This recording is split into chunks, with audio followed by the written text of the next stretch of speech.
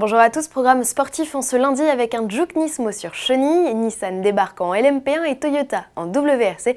Enfin focus sur les premiers essais F1 à Jerez en Espagne, avance la nouveau record pour l'expo de Concept Car.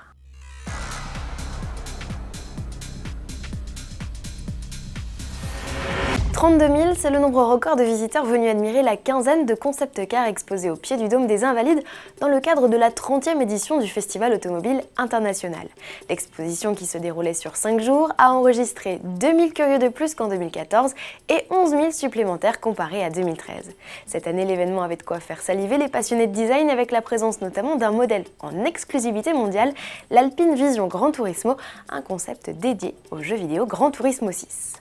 De son côté, Nissan était également de la partie avec son IDX, mais le constructeur nippon a surtout fait parler de lui ce week-end avec la GT-R LM Nismo. Deux lettres qui changent tout et définissent un prototype que la firme engagera dans quelques mois en LMP1, la catégorie reine du championnat du monde d'endurance. Cette traction animée par un V6 essence 3 litres biturbo et un système de récupération d'énergie au freinage participera notamment aux 24 heures du Mans en juin prochain. Elle viendra défier les grands constructeurs de la catégorie comme Porsche, revenu dans la course en 2014, ou Toyota, titré la saison passée. Et à propos de Toyota, justement, le constructeur a confirmé son retour en championnat du monde des rallyes avec une Yaris préparée, mais pas avant 2017.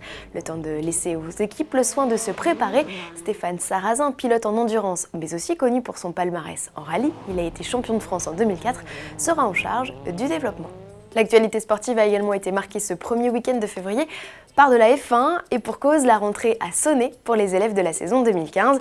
C'est sur le circuit de Jerez en Espagne que les constructeurs ont levé le voile sur le nouveau look de leur monoplace et leur ont fait prendre la piste pour la première fois officiellement. Ainsi, Fernando Alonso a très peu roulé dans sa McLaren en raison de problèmes avec le moteur Honda, avarie technique dont a également été victime Daniel Ricciardo sur sa Red Bull.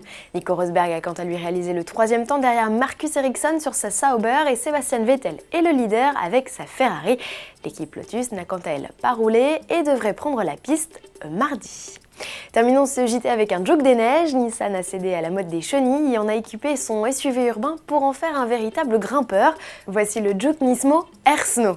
Une opération marketing destinée principalement à lancer la carrière du plus sportif de ces crossovers en concession.